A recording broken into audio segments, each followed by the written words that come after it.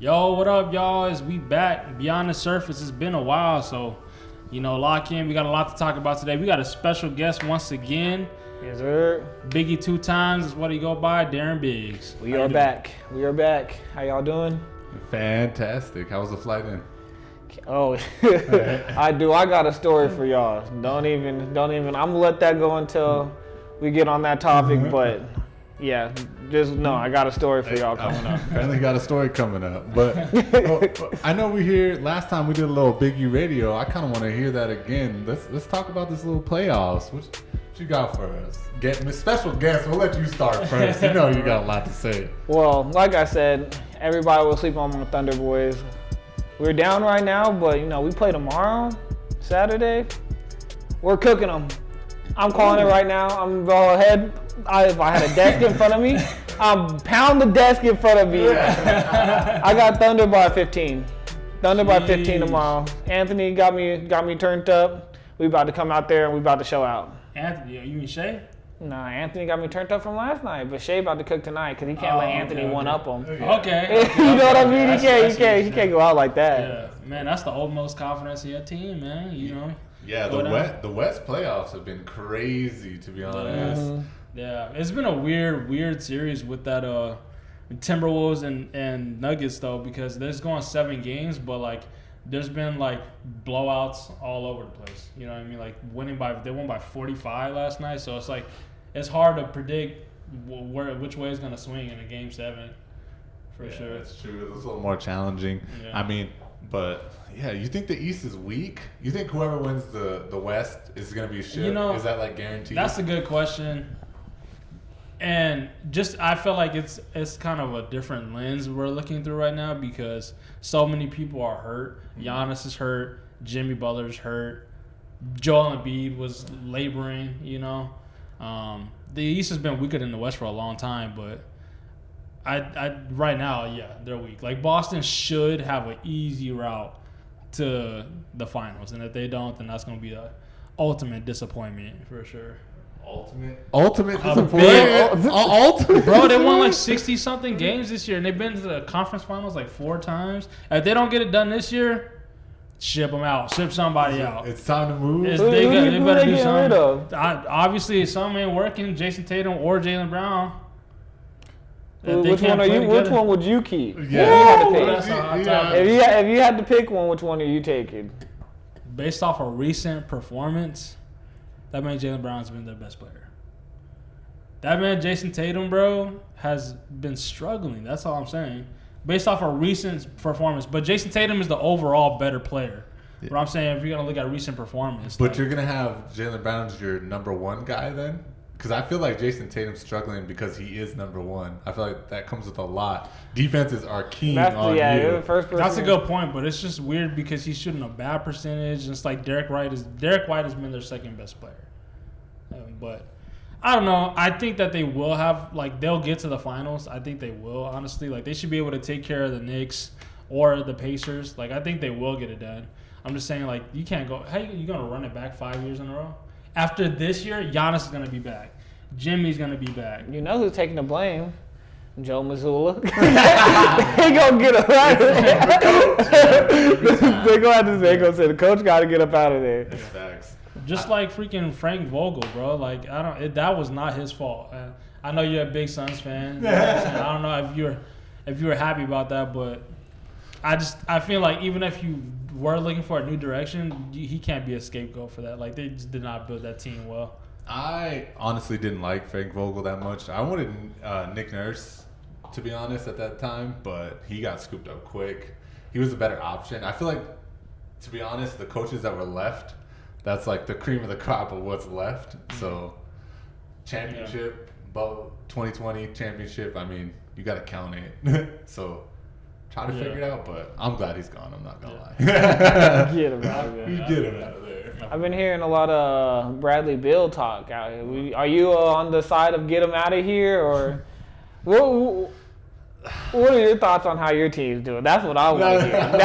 That's tough. You have to get rid of one of them, one of the 3, just because that's too much money on the books. You're not going to be able to sign like a veteran minimum, because there's not a lot of veteran minimums out right now. The league is so young, and like so many different contenders right now that you have to get one of them to clear something off the books. I thought it was wild, to be honest, to pick up Bradley Beal at first. At first, I thought, ooh, you cook, I cook, you cook, I cook. But nah, after thinking about it, I was like, that really didn't work at the Nets. What makes me think that it's going to work here at the Suns?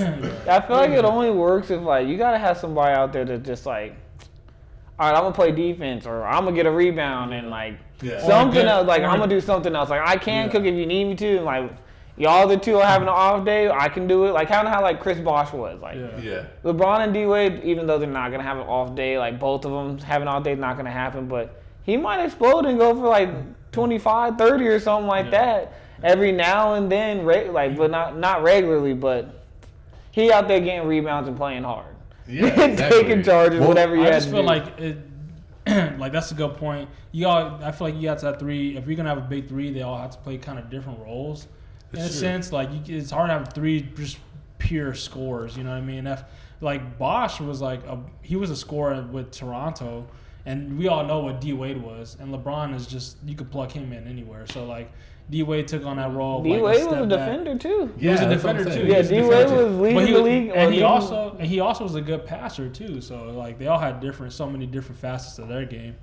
But I feel like Bradley Beal's a tough contract to pick up because he has so much money on his books, and I feel like he's kind of injury prone. And it seemed like this year he took quite a step back from last year. You know what I mean? So. At this point, I feel like he's probably locked in. So, would you trade KD or D Book? I feel like it's a no-brainer. Get KD out of there. You think so? No, I don't even know how it's even a no-brainer. Why do you think it's a no-brainer? Because Book he should be your franchise player. So you should be. He's more likely. First of all, KD's. I don't want to say he's towards the end of his career, but even if he's not towards the end, he played another 6-7 years. Do you trust that KD's going to stay put? Like, D-Book is more likely for if you do him right and do right by him, he might stay. And if he leaves, then you'd rather him leave like that. You'd rather just – if you fall on your sword, that's one way to go out. But don't bet on somebody. I don't know. I feel like the new owner blowing it up, too, was kind of a rough choice. Because technically, isn't D-Book the only one that was left on that, like, championship team? Like, he's the only guy left. That's a whole new team. Mm-hmm. Like he got everybody out of there. So I feel like at this point, he's going to be like, all right, D Book's the last one left of that old team. Ship him out, too. You know what I mean? Mm-hmm. But it sounds bad, because I agree with Darren. He's in such a win. He's in such a win now mode. Yeah. And in a win now mode, I would see KD staying. But like Darren was saying, in a future aspect, like for your organization and for your team and building something, the no-brainer is a D Book, especially because he's younger. Too. Yeah, I just feel like even if you're in win now, you can't be like willy-nilly with it. You can't just be thirsty for the win now and shipping everybody out. Yeah. So how was the flight out here? Again, you were saying it was a little. Yeah, rough? Let me tell you guys about this. So you guys know how flying into usually Colorado, Denver area is always like a little bit of a rocky flight. Like just landing and taking off, I think they say is with the air, something with the air pressure and the temperature. But long story short, on our way out there, we're going down. I kind of have my eyes closed, sitting on the plane. I'm cool McGrew. I've been on a lot of plane rides, so it takes a lot to get me rattled. And living out there for like a year, kind of have an idea what to expect. All I feel is like Tori like grabbing my arm like, and I'm like over my eyes. And when I tell you, everybody in the airplane is like biker arms. I'm sitting there like, what is going on? And like I'm like feeling like the plane like is like shaking. I'm like, because I had my eyes closed, I wasn't really paying attention, but over my eyes, and it's like I can see the plane just like. You know how you just like watch the walls, you can see which way it's moving. Yeah. I look out the window and the plane is drifting like down to the ground. And then like if you like when I thought about it, I was like, oh, we're dropping out the air. And we're like literally like that coming out the air. And so like we're like going through it's just like 10 minutes of like, can you stomach this? It was like one bad drop, I was dying because Tori's like, oh, you know, like a little squeak in the lane next to us, like, ah! But everybody there was like yelling. I'm like, I tensed up a little bit, but. 10 minutes is a long time. It was the entire, like, you know how they're like, all right, we're going to start our initial descent. Like, that entire 10-minute descent was, it felt like we were going to just fall out the ground. Start texting your goodbyes. Yeah, you have to. Same thing. Well, I feel like with flights, it's everybody starts rallying each other up. Because I had a similar story. Like, my little brother was sitting behind, or somebody was sitting behind my little brother. And she started going, oh God! Like, and next thing you know, one person hears her, and they're like, Jesus, please, let me out! Let me out of here! Yelling, like, top of the lungs, like, everybody freaking out. That's that whole reason they be telling people not to panic. Like, do not panic. When one person panic, it's good. Everybody go eventually start panicking. You can't get it. Because just like if I see somebody run, I'm definitely running too. Yeah, I can't help but run. I'll figure out what I'll figure out where we running from. And I might be like, dang, that was dumb we ran, but I'm running. Trust me. So that basically.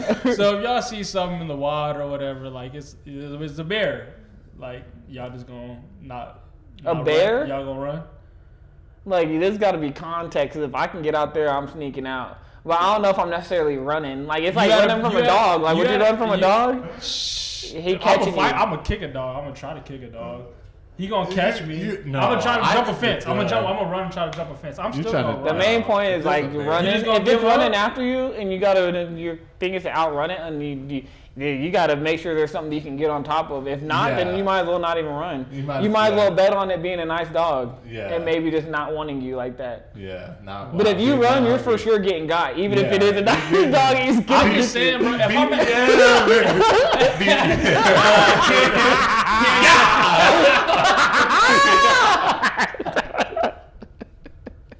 Nah, bro. So you just gonna let him eat you up, bro? You just gonna say here. I'm gonna be like, yo, okay, chill. That bear gonna tell you. Bro, if you see a bear in the woods, you gotta get into a ball. You better help the bear. It's crazy to see how differently we handle that, bro. Yeah, no, I don't. Because if that bear, that's tough. Because if a bear at a picnic, right, and then it's just me, you, and a couple other people, I'm running. And that's tough. If you just run after me and just leave. You just gotta outrun everybody else. You just gotta not be the slowest. In that scenario, you're good. But I feel like we're doing the exact opposite you're supposed to do. Because with bears, you're supposed to stand your ground. Because they try to shake you to see if you're prey or predator. I'm not. That's true. I just don't think. I'm prey. I'm out of there. I also tend to freeze up. I gotta tell y'all about. I got a story to tell y'all. Another one. Crazy. Living out there in New Orleans, you can see the craziest things. Yeah. Never forget. We're driving down, coming off the highway, and and it's like a little off ramp. Trying to drop my dad off at the hotel. Me toward my dad, and like as we're getting off the highway, I see like. Maybe like 100, 150 yards in front of us, like we're coming up on the light, and there's just like a figure. And we're like looking at it, I'm like, what is that? And like the closer we get, and I get to like where I'm like maybe like 75 yards out, and we look, and it's just a dude, like a hobo, like standing like this with the red cape on. And I froze up. I was like, I don't know what to do. And so, like, I kind of just, like, kept going a little bit. Then I got to, like, 50 yards, and I was like, I just kind of stopped the car right there. Like, it was like the light was red. Like, it was a red light in front of him. He was standing at the light. So I'm like, and, like, in my rear view, I could see some cars coming behind me. So I'm like, I'm going to just see what they do about this. Was he standing he was standing in the middle of the road. Just, like a superhero? He was posed like this, in the middle of the road, chest puffed up. I was calling him Super Bone. Because he was out there posted. But I was like, that was the most audacity I've ever seen. Because like I stopped the car and he started walking towards me. Or he like the other cars came, like they stopped, like they like pulled up and saw him, like what the same thing as me. They went past me and then saw him and like they stopped, kind of slowed down. And then he like started walking to the car. They just sped off through the light. And so like he turned around, looked at us. Started walking towards us. My dad and Tori in the back, like, go! And I'm still sitting there, like, phone, like, what is going on? So, I just take off and floor right through. But I was like, that was the craziest experience. On the way back, he was still standing out there. Super Bowl. Yeah, just letting them know. Super Bowl. Just letting them know. Wow. He was on the block with it. Mhm. On the street with it. Holding it down. He was trying to protect the world out there. Y'all He was making sure he was like the patrol, like the border patrol before New Orleans. Making sure whoever comes to the city's good people. So, you know, crazy story. I had to share that with everybody because couldn't even believe it. Couldn't even believe it. That's crazy. But yeah, that makes me think of the crazy time. Y'all remember when, like, speaking of people just standing in the middle of the road, bro? Like, remember in the Halloween, I was talking about this with somebody a long time ago. Them clowns were just out there in the street. Causing havoc. But I never ran into one personally, but I seen all those videos. If I would have ran into one, I don't know what I would do, bro. Yeah. What would Kept you going. I'm looking. I know He it. didn't push it like I didn't even see him. Mind my own business. No, but there would always be in like a cornfield or in the back alley, like the place you wouldn't want to see like a clown. You know what I mean? Yeah, And bro. nah. I'm like, I might be Biggie. You be like pushing? right there. I'm about to push through them, bro. Yeah. Wow. So turn on the jets. I'm out of there. Yeah. That was crazy. I forgot about that. Yeah. We should bring that back. Chill, bro. No. Definitely not. But you got anything else to let the people know about? That's all I got. That is all I got. Your Thunder finna get a dub. And Oh yeah, we're gonna end this with a Thunder dub. Y'all get ready for this tomorrow. Shay's about to just be ready to witness greatness. We're not going out like that. Greatness. okay. You heard it here first, ladies and gentlemen. Greatness. Be great. All right, Leonard, you got anything for the people? Let them know. You know, just keep being great. You know, keep doing you. Keep tuning in. We gonna be here. Always. Always. All right. Deuces.